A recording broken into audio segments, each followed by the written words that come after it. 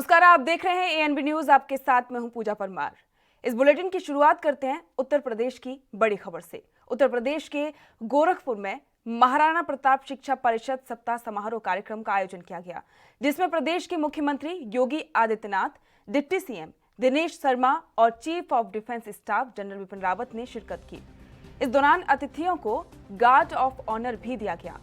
इस दौरान सीएम योगी आदित्यनाथ ने छात्रों, नौजवानों का आह्वान किया और उन्होंने कहा कि वे सकारात्मक सोच के साथ अपने लक्ष्य की ओर आगे बढ़ें। उन्होंने कहा कि नकारात्मक सोच वाला व्यक्ति कभी भी आगे नहीं बढ़ सकता। कोई व्यक्ति एक दिन में बड़ा नहीं होता, बल्कि उसके लिए एक आदर्श सामने रखकर स्वयं को सकारात्मक ऊर्जा से सराबोर करना पड़ता है। इस दौरान सीडीएस जनरल विपिन रावत ने कहा कि बीते कई सौ वर्षों तक हमारे देश पर विदेशियों का कब्जा रहा, इसलिए हमारी असली संस्कृति की विचारधारा में परिवर्तन आया है। किंतु अब वक्त आ गया है कि हम अपनी पहचान को दोबारा से स्थापित करें और अपनी संस्कृति पर जोर दें।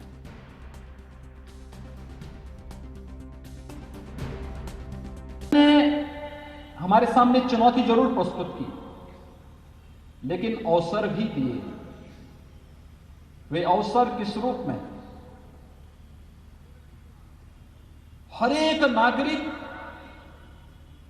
बचाव के साथ साथ उन रास्तों को तलाश करने के लिए भी, चाहे वह मजबूरी में ही सही और चाहे कार्य पद्धति को आसान करने के लिए सही, उसने तकनीक के महत्व को समझना प्रारंभ किया। तकनीक से जुड़ा। आज जब मैं किसी बच्चे से मिलता हूं, मैं उससे बोलता हूं वे स्कूल नहीं गए, वो कहता नहीं। तो मैं कह रहा हूं इसका मतलब तुमने स्कूल छोड़ दिया है? वो कहता नहीं, छोड़ा नहीं, हमारी तो ऑनलाइन क्लासेस चल रही।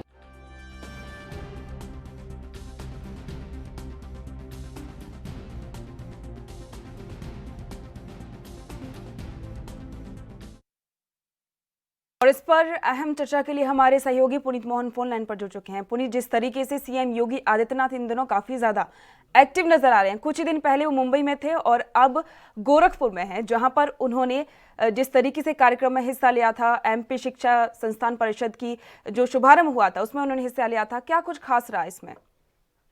देखिए, उत्तर प्रदेश के गोरखपुर में महाराणा प्रताप शिक्षा परिषद सप्ताह समारोह कार्यक्रम का आयोजन किया गया है, जिसमें प्रदेश के मुख्यमंत्री योगी आदित्यनाथ के साथ defence staff general Vipin Rawat मौजूद रहे। इसके साथ ही उत्तर प्रदेश के डिप्टी सीएम दिनेश शर्मा भी मौजूद रहे। अतिथियों को गार्ड ऑफ ऑनर दिया गया। साथ ही जो वहां पर युवा बैठे हुए थे, उनको कहीं ना कहीं योगी आदित्यनाथ ने उनसे आह्वान किया कि सकारात्मक सोच के साथ अपने लक्ष्य की ओर आगे बढ़ें।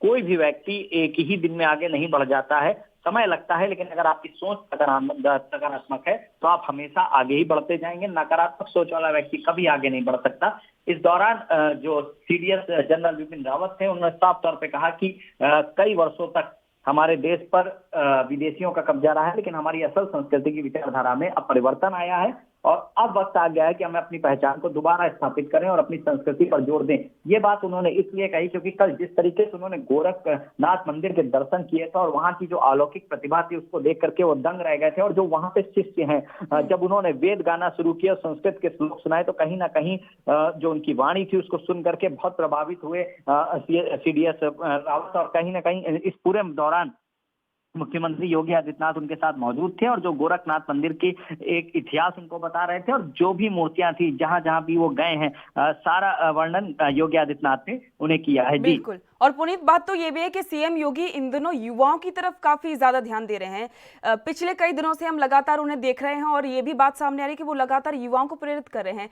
चाहे वो फिल्म इंडस्ट्री की बात हो या फिर युवाओं को नशे से दूर रहने की बात हो। वो लगातार उन्हें प्रेरित कर रहे हैं कि वो अपने जो उनके सपने हैं उनकी तरफ आगे बढ़ें।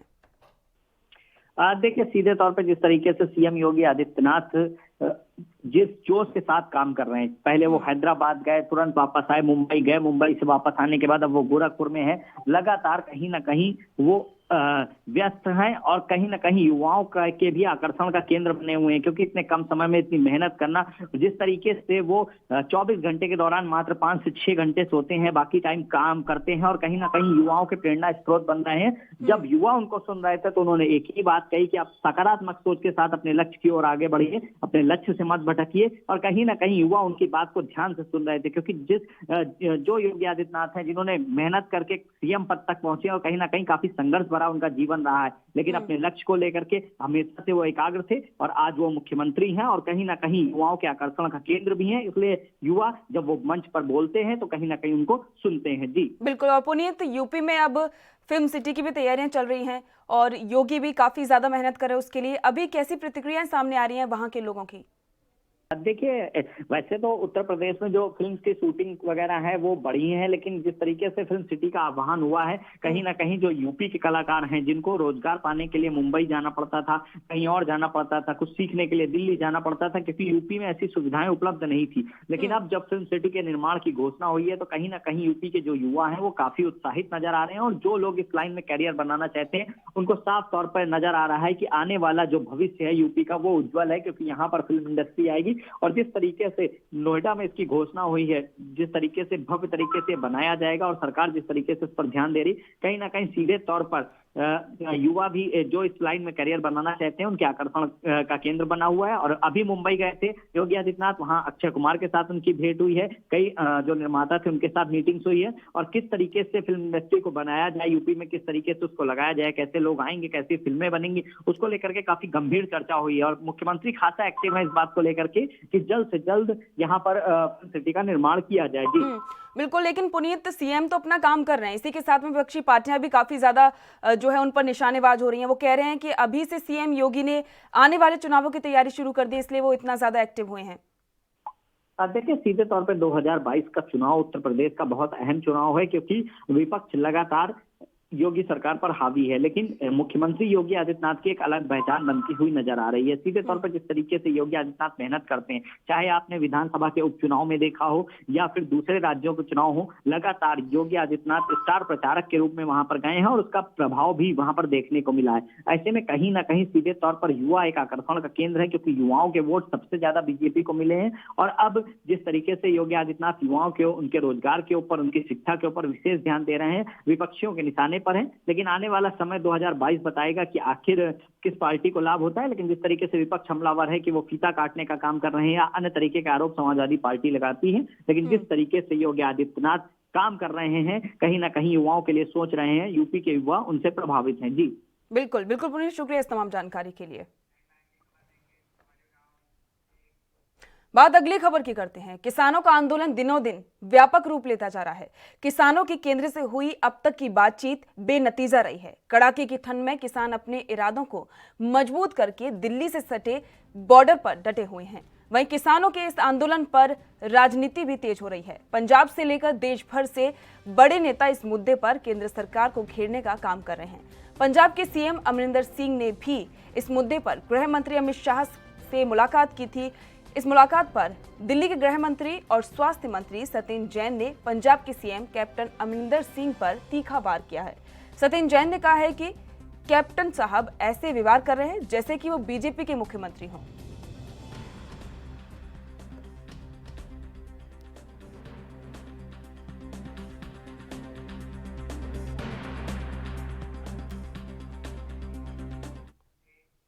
और आपको सीधे ले चलते इस वक्त दिल्ली, जहां पर किसानों की प्रेस कॉन्फ्रेंस हो रही है। फ्री कर देवांगे सारे, जिवें पंजाब दे विच फ्री ने, इस तरह ਅਸੀਂ इंडिया दे विच भी सारे ਉਹ फ्री ਕਰਨ जा रहे हैं एक दिन ਲਈ। ਤੇ ਉਸ ਤੋਂ ਬਾਅਦ ਜਿਹੜੀ ਸਾਡੀ ਲੰਮੀ ਤਿਆਰੀ ਆ, ਸਾਡੇ ਕੋਲ ਪੂਰੀ ਸਪੋਰਟ ਸਾਰੇ ਸੂਬਿਆਂ ਤੋਂ ਆ ਰਹੀ ਆ। ਸਾਰੇ ਜਿਵੇਂ ਦੋ ਹੀ ਰਸਤੇ ਜਿਹੜੇ ਨੇ यूपी ਦੇ ਵੀ ਬੰਦ ਹੋ ਚੁੱਕੇ ਨੇ, ਉੱਪਰਲਾ ਪੁਲ ਵੀ ਬੰਦ ਕਰਤਾ, ਅੱਜ ਥੱਲੇ ਵਾਲਾ ਪੁਲ ਵੀ ਬੰਦ ਕਰ ਦਿੱਤਾ। ਆਉਣ ਵਾਲੇ ਦਿਨਾਂ 'ਚ ਅਸੀਂ ਜਿਹੜੀ ਦਿੱਲੀ ਦੀ ਪੂਰਨ ਤੌਰ ਤੇ ਜਿਹੜੀ ਨਾਕਾਬੰਦੀ ਆ, ਜਿਹੜੀਆਂ ਦੋ ਸੜਕਾਂ ਬਚਦੀਆਂ ਨੇ, ਅਸੀਂ ਤਿਆਰੀ ਕਰ ਲਈ 8 ਤਰੀਕ ਤੱਕ, ਉਹ ਵੀ ਪੂਰੀ ਕੋਸ਼ਿਸ਼ ਕਰਾਂਗੇ ਤੇ ਉਹ ਪੂਰੇ ਤੌਰ ਤੇ ਜਿਹੜੇ ਨੇ ਨਾਕੇ ਬੰਦ ਕਰ ਦਿੱਤੇ ਜਾਣਗੇ। ਅੱਜ ਸਾਡੇ ਨਾਲ ਸਾਰੇ ਭਾਰਤ ਦੇ ਕਿਸਾਨ ਆ ਗਏ ਨੇ। ਕਿੱਥੇ ਬੰਗਲੌਰ ਦੇ ਵਿੱਚ ਵੀ ਧਰਨੇ ਦਿੱਤੇ ਜਾ ਰਹੇ ਆ, ਕਰਨਾਟਕਾ ਦੇ ਵਿੱਚ ਧਰਨੇ ਦਿੱਤੇ ਜਾ ਰਹੇ ਆ, ਮਹਾਰਾਸ਼ਟਰ ਦੇ ਵਿੱਚ ਵੀ ਧਰਨੇ ਦਿੱਤੇ ਜਾ ਰਹੇ ਨੇ ਤੇ ਸਾਰੀ ਲੀਡਰਸ਼ਿਪ ਸਾਡੇ ਕੋਲ ਆ ਗਈ ਆ। ਇਕੱਲਾ ਇਹ ਇੱਕ ਜਾਂ ਦੋ ਸੂਬਿਆਂ ਦਾ ਨਹੀਂ ਰਿਹਾ। ਪੂਰਨ ਤੌਰ ਤੇ ਸਾਰੇ ਨਾਲ ਸੂਬੇ ਜੁੜ ਗਏ ਨੇ ਤੇ ਅਸੀਂ ਪੂਰਨ ਇਹਨੂੰ ਸੰਘਰਸ਼ ਨੂੰ ਹੋਰ ਤੇਜ਼ ਕਰਾਂਗੇ ਤੇ ਗਵਰਨਮੈਂਟ ਨੂੰ ਝੁਕਾ ਕੇ ਹੀ ਦਮ ਲਵਾਂਗੇ, ਝੁਕਾ ਕੇ ਹੀ ਜਾਵਾਂਗੇ। ਦੇਖੋ ਤੁਸੀਂ ਪੰਜਾਬ ਤੋਂ ਕਿਵੇਂ ਗੱਡੀਆਂ ਭਰ ਕਿਵੇਂ ਰਾਸ਼ਨ ਆ ਰਿਹਾ, ਹਰ ਬੱਚੇ ਤੋਂ ਲੈ ਕੇ ਬੁੱਢੇ ਤੱਕ ਹਰ ਇੱਕ ਬੰਦਾ ਕਹਿੰਦਾ ਵੀ ਮੈਂ ਅੰਦੋਲਨ ਦਾ ਹਿੱਸਾ ਬਣਨਾ। ਹਰ ਇੱਕ ਲੋਕ ਸਾਡੇ ਕੋਲ ਆ ਰਹੇ ਨੇ। ਅਸੀਂ ਹੋਰ ਵੀ ਬੇਨਤੀ ਕਰ ਰਹੇ ਹਾਂ ਵੀ ਆ ਜੋ ਲੰਮੀ ਲੜਾਈ ਆ, ਸਾਰੇ ਜਿਹੜਾ ਬੰਦਾ ਘਰੇ ਨਾ ਰਹੇ, ਕੋਈ ਵੀਰ ਕਿਸਾਨ ਘਰੇ ਨਾ ਰਹੇ, ਸਾਰੇ ਵੀਰ ਇੱਥੇ ਆਓ ਤੇ ਲੰਮੀ ਲੜਾਈ ਲੜਨ ਨੂੰ ਤਿਆਰ ਆ, ਪੱਕੇ ਤੌਰ ਤੇ ਬੈਠਣ ਨੂੰ ਤਿਆਰ ਆ।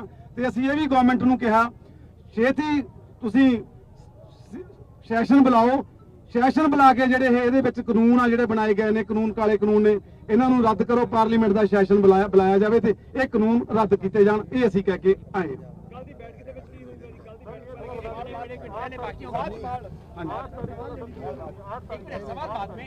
8 ਤਰੀਕ ਨੂੰ ਪੂਰਨ ਤੌਰ ਤੇ ਭਾਰਤ ਬੰਦ ਹੋਗਾ, ਸਾਰਾ ਇੰਡੀਆ ਬੰਦ होगा, भारत बंद होगा। ਹੁਣ ਜੁੱਧਵੀਰ ਜੀ अगली गल करेंगे। अभी हरिंदर लाखोवाल जी ने आपको बताया कि किसान मन बना चुका है आर पार की लड़ाई लड़ने की। पूरे देश में आज किसान बेचैन है, दिल्ली आना चाहता। ये जो कोविड की वजह से जो हालात हैं, जो ट्रेनें नहीं चल रही हैं और जो ट्रांसपोर्ट उपलब्ध नहीं है, उसकी वजह से अब तक धैर्य किए हुए किसान बैठा था, लेकिन किसान का धैर्य चूक गया। किसान पैदल आने के लिए भी तैयार। आज तमिलनाडु में हमारा प्रदर्शन था, हमारा कर्नाटक में निरंतर हर पंचायत स्तर पे प्रदर्शन चल रहा। हमने अपने तमाम स्टेटों के किसानों को, नेताओं को ये कह दिया कि वो दिल्ली पहुंच जाएं और जो संगठन है वो तैयारी कर ले, क्योंकि जैसा सरकार का रवैया है उसको देखते हुए शायद सरकार हमारी और परीक्षा लेने चाहती है। सरकार को गफलत और गलतफहमी है, सरकार को समझ लेना चाहिए ये कोविड तो छोटी बीमारी थी, ये जिसको हाथ उन्होंने लगा दिया ये कोविड का बाप। ये देश का किसान आज एक सुर में खड़ा, आज किसान अपने भाई के साथ कंधे से, एक दूसरे के साथ कंधे से कंधा मिला के खड़ा। और इस यज्ञ में जो किसान पिछड़ जाएगा उसकी पीढ़ियां उसको माफ नहीं करेंगी कि एक बड़ा यज्ञ किसानों ने दिल्ली में शुरू किया था। आप कहां थे उस समय? जवाब नहीं दे पाएंगे अपने बच्चों को। तो ये मैं जो मेरे किसान भाई घर बैठे हैं, जो सो रहे हैं, जो गफलत में, वो तैयारी करें और इस दिल्ली के यज्ञ में आके अपनी आहुति दे। लड़ाई आर पार की होगी, पीछे हटने का सवाल ही पैदा नहीं होता है। साथी जी, जैसा आपको बताया गया है, आज को जो मीटिंग हुआ, ये मीटिंग ऐतिहासिक मीटिंग, पंजाब के संगठन मीट करने के बाद पंजाब के साथियों के साथ, हरियाणा के साथियों के साथ पूरा देश के सारे किसान संगठन के नेताओं ने मिला। अखिल भारतीय स्तर का जो संगठन है उसका नेताओं ने मिला। इसके साथ साथ केरला, कर्नाटक, आंध्र, महाराष्ट्र, गुजरात, उड़ीसा, उत्तर प्रदेश, सारे राज्य, बंगाल, सारे राज्यों का किसान नेताओं ने आज शामिल हुआ। एक ऑल इंडिया स्ट्रगल है, क्योंकि हमारा एक कोशिश चल रहा था, सरकार का साजिश है इसको सिर्फ सीमित रखने के लिए पंजाब आंदोलन बोल के, मगर आज दिखाया ये आंदोलन पूरा भारत में हो रहा है। अरे भारत में होगा, जैसा 26 जनवरी पूरा भारत में ग्रामीण बंद हुआ था, सिर्फ एक जगह में नहीं है। तो आज तय हुआ ये आंदोलन को हम आगे बढ़ाएंगे। सरकार का चरित्र आज साफ हो गया। काल सरकार कोई अमेंडमेंट रखेंगे तो हम लोग तय किया एक साथ मिलके कोई अमेंडमेंट हम स्वीकार नहीं करेंगे, संशोधन, क्योंकि ये कानून सर से पैर तक ये सड़ा हुआ है। सो थोड़ा सा रिपेयर करके इसको भलाई नहीं हो सकता। ये सबसे ज्यादा जन विरोधी है, इसका पल पल जन विरोधी है, इसलिए इसको कोई संशोधन नहीं चलेगा, इसको संपूर्ण रूप से वापस लेना पड़ेगा। ये होगा काल हमारा मीटिंग में हम यहां रुकेंगे छोटे से ब्रेक के लिए और ब्रेक के बाद हमारे साथ इसी मुद्दे पर जुड़ेंगे दिल्ली से संवाददाता राजीव तिवारी।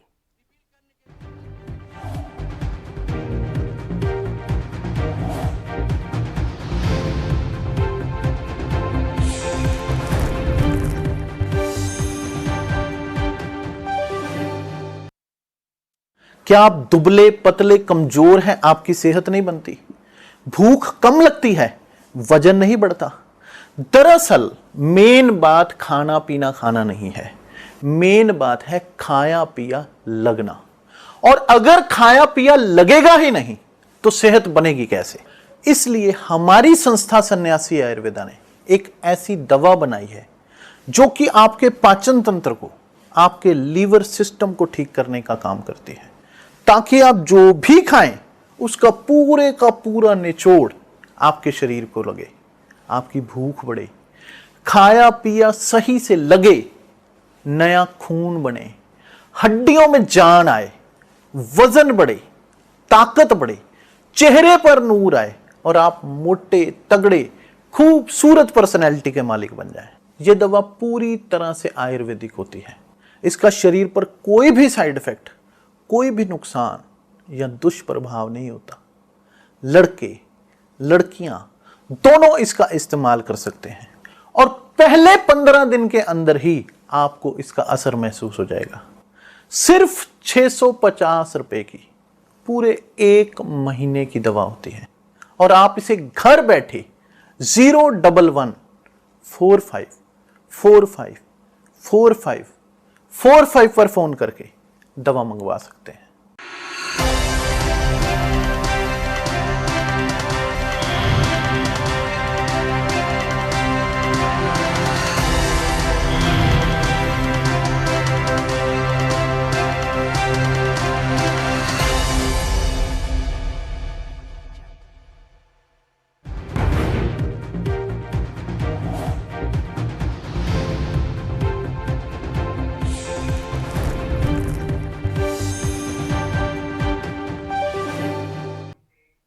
ब्रेक के बाद आपका स्वागत है।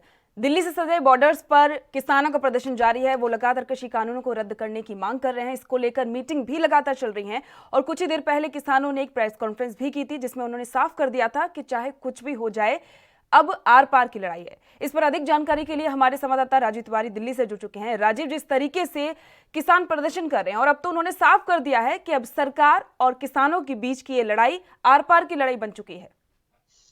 देखिए, बिल्कुल बता दें, जिस तरीके से किसानों ने अब स्पष्ट कर दिया है कि जो उनकी सरकार से जो लड़ाई है, यानी कि काले कानून को लेकर जो लड़ाई है, वो अब आर पार की होगी। यानी कि पूरे सही तरीके से कहें तो कहीं ना कहीं जो कांग्रेस कह सकते हैं, जो किसानों को जो संगठन है, उन्होंने स्पष्ट कर दिया है, क्योंकि जिस तरीके से बैठकें उनकी विफल हो रही है और अब जाके उन्होंने जो बैठक की है, यानी कि प्रेस मीटिंग की है, उसके अंदर ये स्पष्ट कर दिया कि पूरे देश को कहीं ना कहीं वो लॉकडाउन कर सकते हैं, यानी कि किसी पूरे देश को बंद कर सकते हैं, खास तौर पर दिल्ली, क्योंकि दिल्ली के जो तमाम रास्ते बंद कर रखे हैं और जो कुछ रास्ते खुले भी हुए हैं उनको भी बंद किया जाएगा। मगर कहीं ना कहीं दिल्ली सरकार के साथ साथ कहीं ना कहीं सरकार को घेरने की कोशिश की जा रही है। यहाँ तक की बात करें, जिस तरीके से जो बिल है वो वापस होना चाहिए, यानी कि जो कृषि कानून आया है वो कानून वापस होना चाहिए, मगर सरकार अभी भी उस बिल को वापस नहीं करने की लग रही है। कहीं ना कहीं किसानों को समझाने की कोशिश कर रही है, मगर अभी भी समझाने के साथ साथ एक चीज स्पष्ट है, जब तक किसान नहीं मानेंगे, जब तक बिल कह सकते जो कानून है वो वापस नहीं होगा।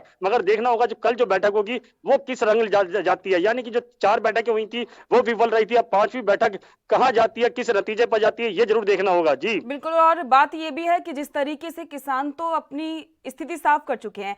पहले वो तैयार थे कि ठीक है, अगर एमएसपी सरकार फिक्स कर देती है तो फिर वो मान जाएंगे, लेकिन अब सरकार की तरफ का जो रवैया है वो साफ नजर नहीं आ रहा, इसलिए किसानों में गुस्सा भी देखने को मिल रहा है। और अब तो उन्होंने ये भी स्पष्ट कर दिया है कि अब तो उन्हें इन कृषि कानूनों को रद्द ही करवाना है। कल की मीटिंग भी होने वाली है, अब क्या कुछ रहने वाला है राजीव, और भी किसान अब वहां पर मौजूद है, किसानों को किस तरीके की अभी समस्याएं वहां पर हो रही हैं?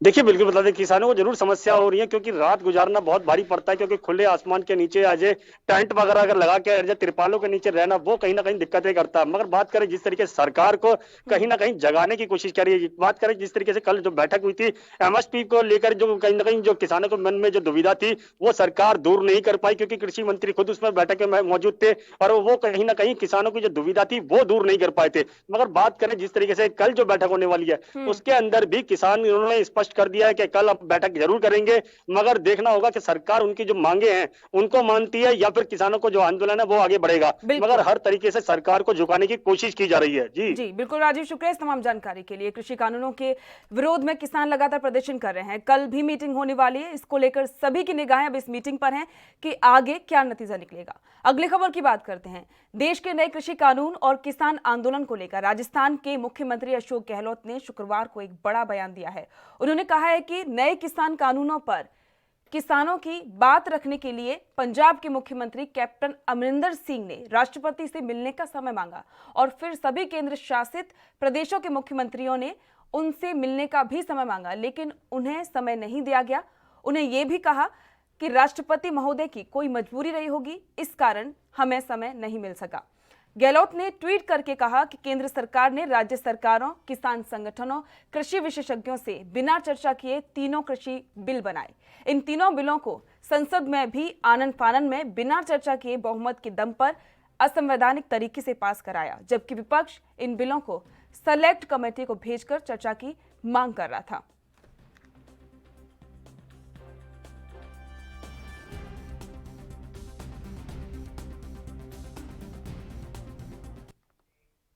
और इस पर अधिक चर्चा के लिए संवाददाता राजेश जोशी फोन लाइन पर जुड़ चुके हैं। राजेश, जिस तरीके से सीएम अशोक गहलोत भी लगातार कृषि कानूनों को लेकर केंद्र पर निशाना साध रहे हैं, एक बार फिर से उन्होंने निशाना साधा है केंद्र पर और ये कहा है कि राष्ट्रपति के साथ में शायद उनके पास में समय नहीं था, इसलिए उन्होंने समय नहीं दिया। क्या कुछ कहना चाहेंगे इस बारे में? जी पूजा, मैं बताना चाहूंगा कि मुख्यमंत्री अशोक गहलोत जो कि पहले भी कृषि बिल के पक्ष में नहीं थे, राजस्थान के अंदर लागू करने की बात भी हो रही थी तो उसमें संशोधन किया गया। अब मुख्यमंत्री अशोक गहलोत का बड़ा बयान सामने आया है। उन्होंने कहा कि कृषि बिल व किसान आंदोलन के ऊपर उन्होंने बोलते हुए कहा कि पंजाब के मुख्यमंत्री अमरिंदर सिंह ने राष्ट्रपति से समय मांगा था, तो वही अन्य मुख्यमंत्रियों ने भी समय मांगा था जिनमें वे भी थे, और उन मुख्यमंत्री को समय नहीं दिया गया। वहीं उन्होंने तर्ज भी कहा कि कहीं न कहीं राष्ट्रपति के पास समय नहीं होगा, इसके चलते उनको समय नहीं दिया गया। उनका यह भी कहना था कि किसान संगठनों व कृषि विशेषज्ञों से राय लेनी चाहिए थी ताकि बिल अगर देश के हित में होता तो वैसे भी। उन्होंने कहा कि इसको आनन फानन के अंदर बिना बिल्कुल, और राजेश बिल्कुल आनन फानन में तो पास कर ही दिया गया है, लेकिन अगर राजस्थान की बात की जाए तो राजस्थान के किसान इन दोनों काफी ज्यादा परेशान नजर आ रहे हैं। खबरों में भी हम देख रहे हैं कि किसान ये बोल रहे हैं कि राजस्थान में जो एमएसपी की दर जो तय की गई थी फसल को लेकर, उस पर नहीं खरीद की जा रही है फसल की।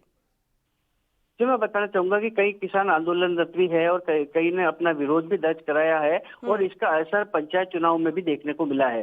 तो कहीं न कहीं किसान आंदोलन की बात तो सही है, पर राजस्थान के अंदर किसानों को यह समझ में नहीं आ रहा कि किसान बिल का विरोध करे या वह इसको समर्थन दे। बहरहाल जब दिल्ली, हरियाणा और उत्तर प्रदेश के किसान सामने आए हैं तो कुछ राजस्थान के किसान भी अब सामने आने लगे हैं तथा वे भी खुलकर इस बिल के बारे में पूरी चर्चा करना चाहते हैं कि आखिर इस बिल में है क्या, क्योंकि उनके भी समझ में नहीं आ रहा कि उनका भविष्य अंधकार में है या इस बिल से कोई फायदा होगा। क्योंकि 2022 तक प्रधानमंत्री नरेंद्र मोदी ने कहा था कि उनकी आय दुगुनी होगी, पर अब किसानों को चिंता सताने लगी है कि वास्तव में अगर इतने किसान आंदोलन कर रहे हैं तो बिल में कुछ न कुछ खामियां जरूर होगी, तो किसान भी मंथन करना चाहते हैं। जी बिल्कुल, और राजेश बात ये भी है कि किसान वहां पर, उनका जो राजस्थान के किसान है उनका ये कहना है कि एमएसपी जो है वो 5300 रुपए वहां पर तय की गई है कीमत फसल की खरीद की, लेकिन उन्हें इस कीमत पर फसल नहीं उनकी बिक पा रही, जिससे उनको काफी ज्यादा घाटा हो रहा है।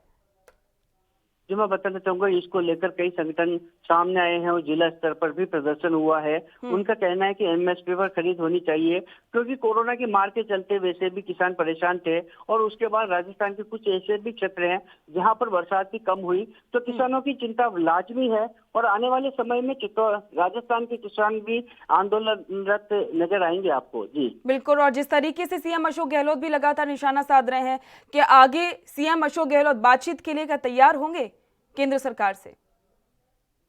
मुख्यमंत्री अशोक गहलोत हमेशा फ्रंट फुट पर खेलते हैं, क्योंकि राजस्थान का बड़ा राजनीतिक क्राइसिस आया था तो भी उन्होंने आसानी से निपटा था। वो हमेशा दूसरों के पाले के अंदर गेंद डालते हैं और हमेशा बचते आए हैं, क्योंकि बड़े राजनीतिज्ञ हैं और सुलझे हुए नेता माने जाते हैं।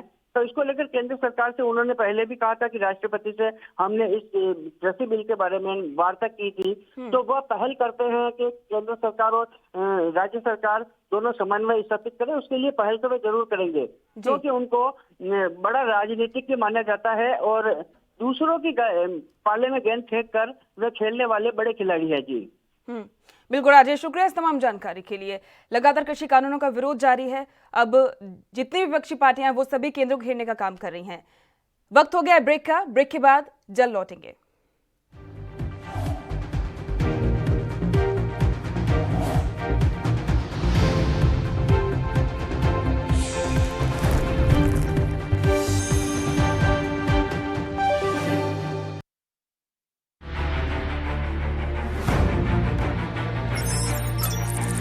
खबर चाहे सियासत की हो या सरकार की, खबर चाहे भ्रष्टाचार की हो या गुनहगार की, दिन भर में क्या रहा देश जगत का हाल, किस मुद्दे ने बनाई किसकी सरकार, रखते हैं हम सब पर नजर, पहुंचाते हैं हम हर खबर। हम हैं ANB न्यूज।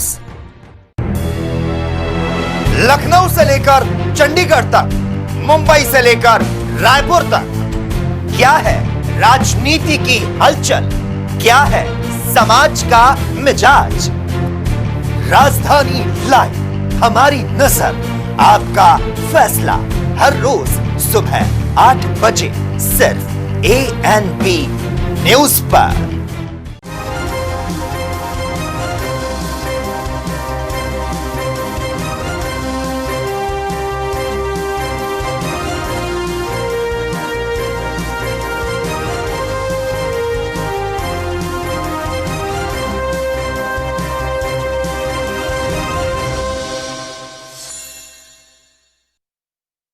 क्या आप दुबले पतले कमजोर हैं, आपकी सेहत नहीं बनती, भूख कम लगती है, वजन नहीं बढ़ता। दरअसल मेन बात खाना पीना खाना नहीं है, मेन बात है खाया पिया लगना। और अगर खाया पिया लगेगा ही नहीं तो सेहत बनेगी कैसे।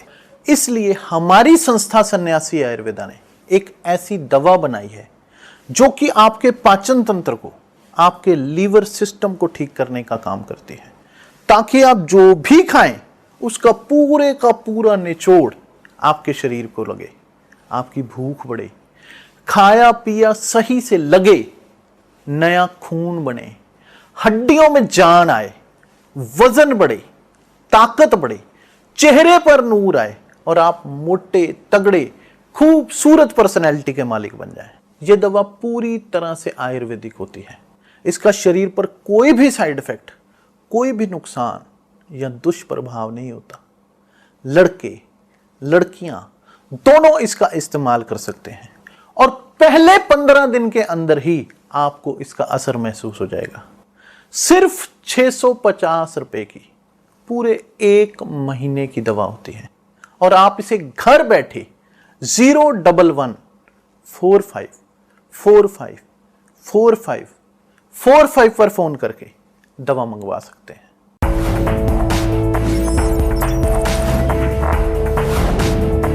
कम ब्रेक और ज्यादा खबरों के साथ देखिए ANB।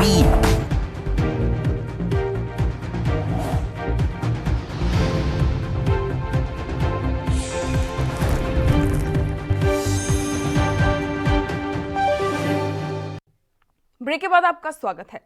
कोरोना महामारी के काल में मुंबई को महाराष्ट्र सरकार जल्द ही लोकल ट्रेन में यात्रा करने का तोहफा दे सकती है।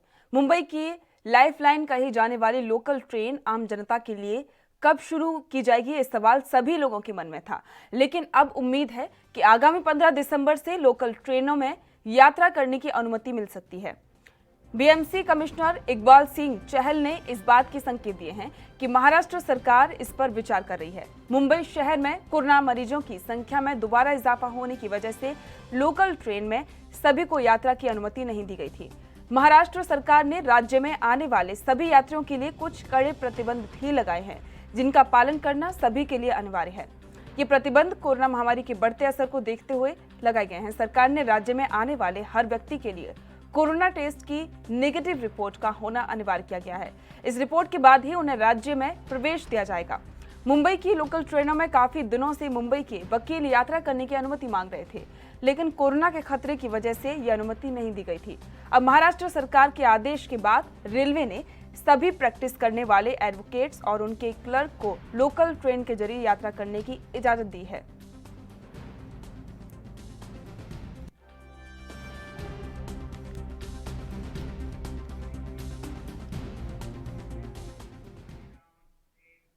और इस पर अधिक जानकारी के लिए संवाददाता मुरारी सिंह मुंबई से जुड़ चुके हैं। मुरारी, अब उम्मीद है कि बहुत ही जल्द मुंबई की लोकल ट्रेनें शुरू होने वाली हैं, क्या कुछ अपडेट आ रहा है इसको लेकर?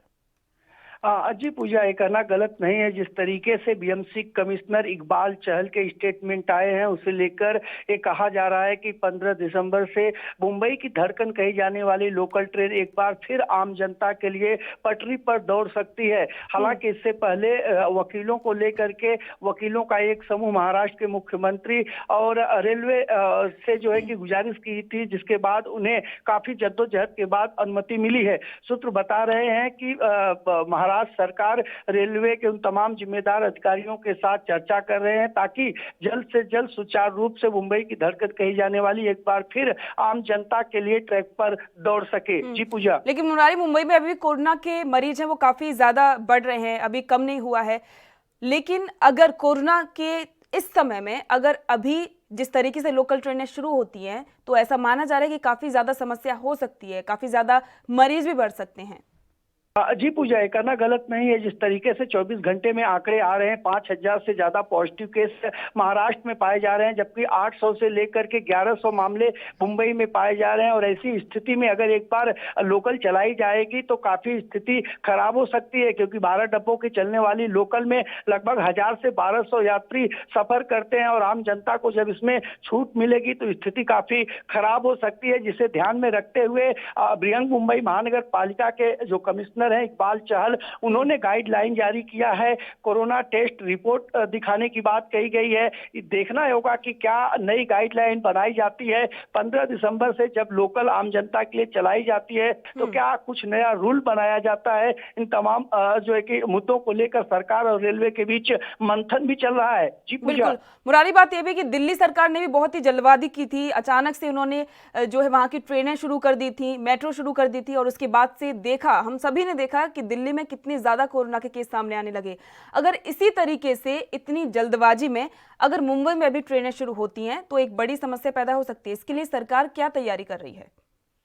देखिए, यही वजह है कि महाराष्ट्र के मुख्यमंत्री जो है इस मामले में स्वास्थ्य मंत्री के साथ रेलवे कर्मचारियों के साथ चर्चा कर रहे हैं और 15 दिसंबर की जो बात कही जा रही है, इसे लेकर के वो तमाम तैयारी की जा रही है। लेकिन आपको बता दें, चाहे वेस्टर्न एक्सप्रेस के जो कि ट्रेनें हो या फिर हार्बर की हो, हर ट्रेनों पर जो संख्या होती है, मुंबई की जो लोकल ट्रेन होती है उसकी स्थिति पहले ही काफी खराब था, क्योंकि जितनी सीटें होती थी उससे ज्यादा लोग उस ट्रेनों में सफर करते थे। अब ऐसे में उद्धव सरकार क्या नई गाइडलाइन जारी करती है, क्योंकि जिस तरीके से आपने जिक्र किया कि दिल्ली में ये लापरवाही बरती गई थी, जिसका खामियाजा बड़े पैमाने पर भुगतना पड़ा, कहीं ऐसी स्थिति महाराष्ट्र और मुंबई के अंदर न हो, इसे ध्यान में रखना काफी जरूरी होगा। जी बिल्कुल, और जिस तरीके से महाराष्ट्र में भी कोरोना के केस बढ़ रहे हैं और साथ ही लोग भी वहां पर अभी जिस तरीके से बाजारों में मिल जाते हैं, बिना मास्क के मिल जाते हैं, अगर इसी तरीके से ट्रेनों में भी मास्क नहीं पहना तो क्या होगा? क्योंकि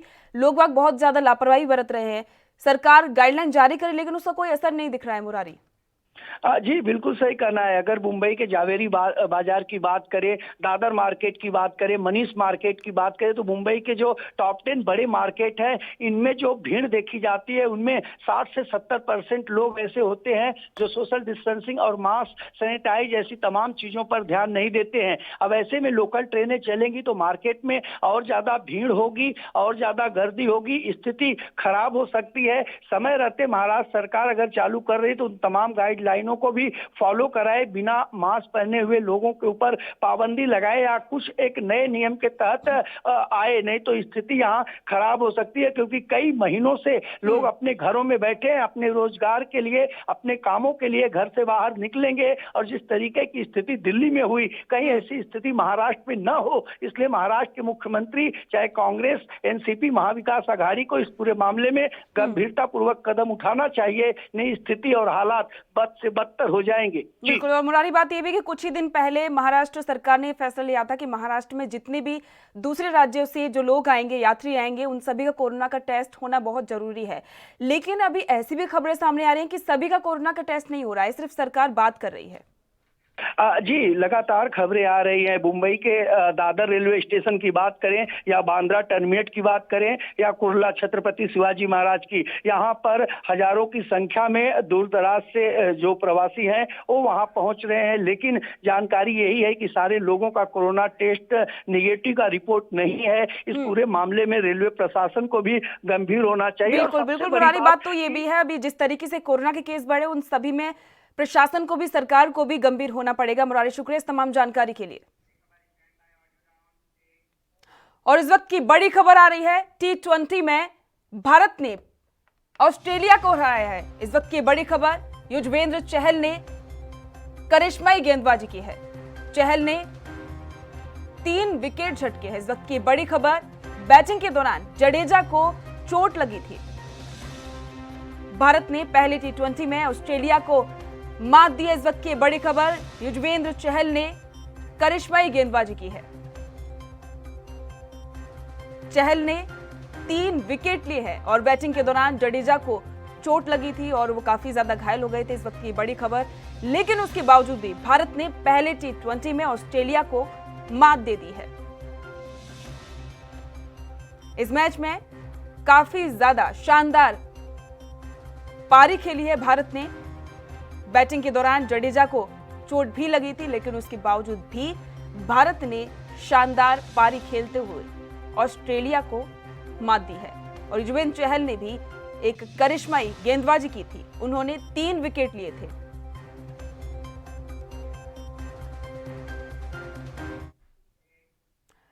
खबर का रुख करते हैं। कोरोना वैक्सीन को लेकर प्रधानमंत्री नरेंद्र मोदी ने शुक्रवार को बड़ा बयान दिया है।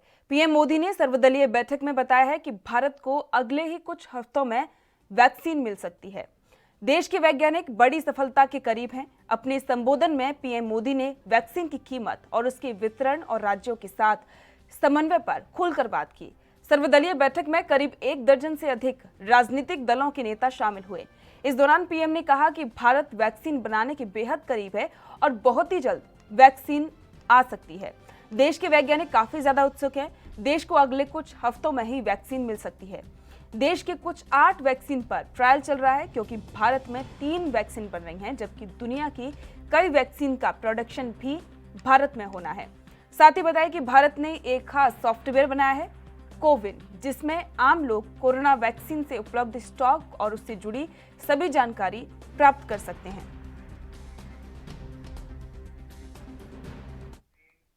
दिल्ली से संवाददाता इस पर अधिक जानकारी के लिए राजीव तिवारी जुड़ चुके हैं। राजीव, लगातार पीएम मोदी मॉनिटरिंग कर रहे हैं वैक्सीन को लेकर। आज भी उन्होंने कहा है कि कुछ ही हफ्तों में भारत को वैक्सीन मिलने वाली है। देखिए, बिल्कुल बता दीजिए, जिस तरीके से भारत या पूरा वर्ल्ड इंतजार कर रहा है कि वैक्सीन कब तक मिलेगी, मगर बात करें अब भारत की, तो भारत के अंदर भी जो लोगों का उत्साह है वो कहीं ना कहीं अब देखने को मिलेगा, क्योंकि भारत के लोग भी अभी तक वैक्सीन का इंतजार कर रहे थे और वैक्सीन अब कुछ समय के, यानी कि कुछ ही हफ्तों के अंदर भारत के अंदर वैक्सीन मिल सकती है। मगर बात करें जिस तरीके से आज नरेंद्र मोदी जी ने स्पष्ट कर दिया कि वैक्सीन कुछ ही हफ्तों के अंदर भारत के अंदर मिल जाएगी और कहीं ना कहीं जो उसका इंतजार कर रहे थे उन तक भी पहुंच जाएगी। मगर एक चीज स्पष्ट है, इसके लिए एक ऐप्स बनाया गया है, उस ऐप के द्वारा ही सारी जानकारी मिल पाएगी, क्योंकि ऐप जो है वो सारी जानकारी जुटाएगा और जो भी लेना चाहता है उस वैक्सीन को, यानी कि जिसकी उसके अंदर जानकारी डालनी होगी और उसके द्वारा ही वैक्सीन उन तक उपलब्ध हो पाएगी। मगर बात करें जिस तरीके से सरकार निरंतर कोशिश कर रही है कि वैक्सीन जल्दी से जल्दी आ सके ताकि जो कोरोना जैसी महामारी चल रही है इससे निपटारा हो सके। मगर बात करें जिस तरीके से आज भी जो बैठक हुई है उसके अंदर लगभग एक हफ्ते से 1 दर्जन से ज्यादा जो नेता थे वो शामिल हुए, अधिकारी शामिल हुए। कहीं ना कहीं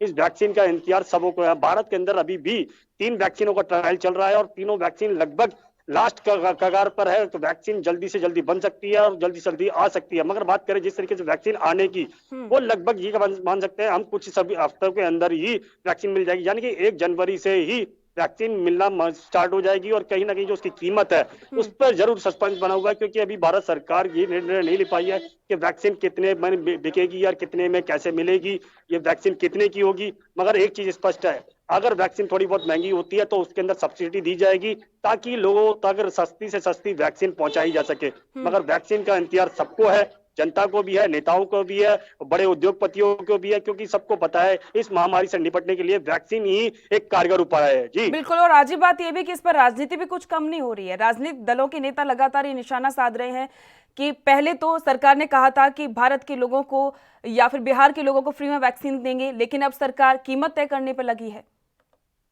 देखिए, एक चीज तो स्पष्ट है, वैक्सीन की बात करें तो वैक्सीन के अंदर राजनीति जरूर हुई है, क्योंकि जिस तरीके से कहा गया था, विपक्ष ने भी कहा कि वैक्सीन आ जाएगी, जल्दी से जल्दी आ जाएगी, मगर सरकार इसके लिए जल्दी नहीं कर रही है, क्योंकि लोगों को काफी दिक्कतें हो रही हैं। कोरोना जैसी महामारी के चलते काफी दिक्कतें आज सामने देखने को भी मिली है, क्योंकि जिस तरीके से महामारी के चलते कहीं ना कहीं लोगों की जॉब भी चली गई, क्योंकि लोगों को घर में बैठना पड़ा था और दिक्कतें सामने आई थी सबके सामने। मगर बात करें जिस तरीके से अब वैक्सीन के कुछ ही समय पश्चात, यानी कि कुछ ही हफ्तों के अंदर वैक्सीन मिल जाएगी, और वैक्सीन की जो कीमत है अभी भी उस पर सस्पेंस जरूर है, मगर वो सस्पेंस भी कुछ ही हफ्तों का है, वो भी जल्दी से जल्दी दूर हो जाएगा। मगर सरकार अभी भी कोशिश कर रही है कि जितनी जल्दी हो सके वैक्सीन सबको मिले ताकि इलाज मिल सके और इलाज के साथ साथ वायरस का भी निपटारा किया जा सके। जी बिल्कुल राजीव, शुक्रिया इस तमाम जानकारी के लिए।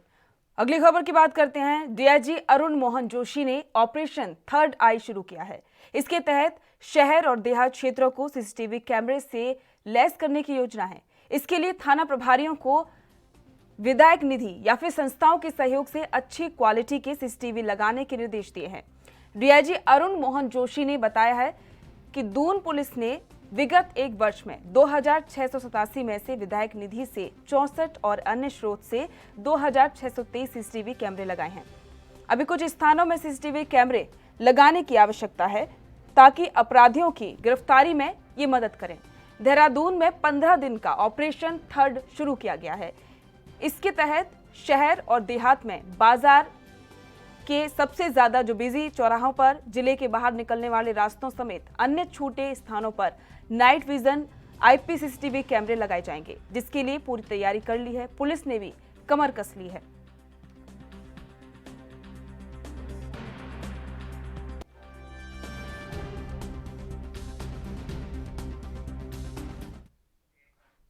और इस पर अधिक जानकारी के लिए प्रतीक पाठक, ब्यूरो हेड देहरादून से लाइव जुड़ चुके हैं।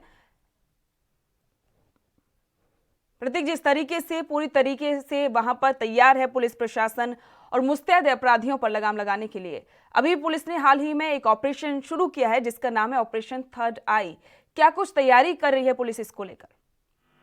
बिल्कुल पूजा, बताना चाहूंगा, लगातार देहरादून जिले में लगातार आपराधिक घटनाएं जो घट रही थी उसको लेकर कहीं ना कहीं ये ऑपरेशन डीआईजी अरुण मोहन जोशी के नेतृत्व में चलाया जा रहा है। इसका नाम थर्ड आई के नाम से शुरू किया गया है। विगत अगर 1 वर्षों की अगर हम बात करें तो 1 वर्षों को लेकर लगातार डीआईजी अरुण मोहन जोशी लगातार अपनी जो व्यवस्था है पुलिस प्रशासन की वो कहीं ना कहीं दुरुस्त करते नजर आए हैं। और ऐसे में जहां पर एक विगत में 2687 कैमरे जो पूरे जिले में लगाए गए थे, वही अब कैमरों की बढ़ाने की बात की जा रही है, क्योंकि आपराधिक मामले लगातार बढ़ते नजर आ रहे थे। पिछले दिनों की अगर हम बात करते तो सराफा व्यापारियों की लूट का भी मामला सामने आया, तो वही घरों में भी कुछ बड़ी संख्या में कुछ लोग लूट करके गए थे। इसको लेकर तमाम व्यवस्थाएं हैं, उसको लेकर ये थर्ड आई ऑपरेशन चलाया गया है। इसमें 15 दिन का ये ऑपरेशन होना है। साथ ही जो जहां पर जो गलियों और जो चौराहों में जो कैमरे नहीं लगे उनको लगाने की व्यवस्था भी पुलिस प्रशासन की तरफ से की जा रही है।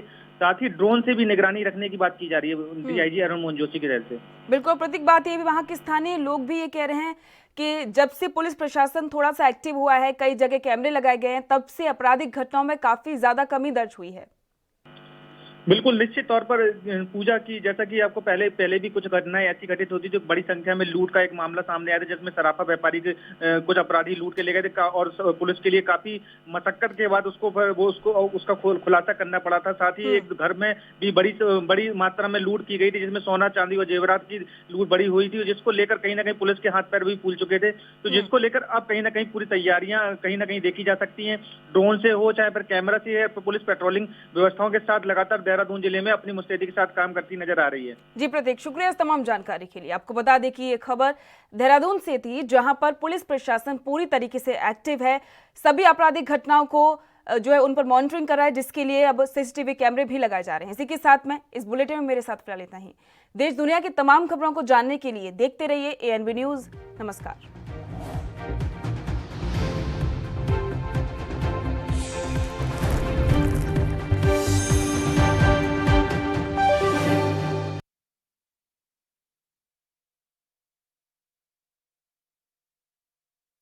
क्या आप दुबले पतले कमजोर हैं?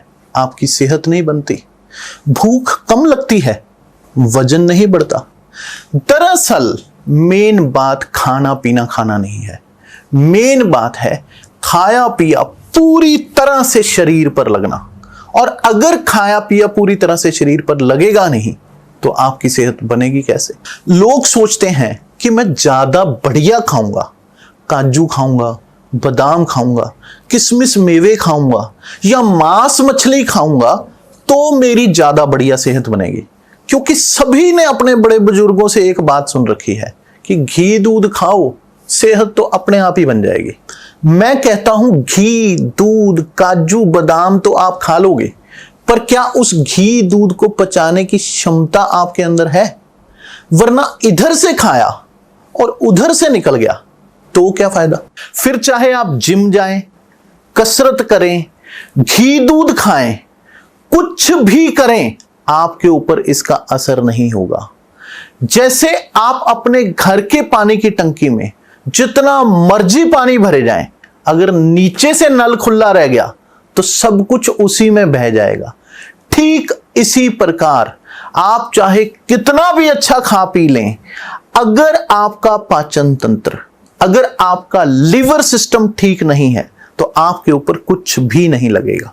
इसलिए हमारी संस्था सन्यासी आयुर्वेदा ने एक ऐसी दवा बनाई है जो कि आपके पाचन तंत्र को दुरुस्त करने का काम करती है, जो कि आपके लिवर सिस्टम को मजबूत बनाने का काम करती है, ताकि आप जो भी खाएं उसका पूरे का पूरा निचोड़ आपके शरीर पर लगे, आपकी भूख बढ़े, खाया पिया सही से लगे, नया खून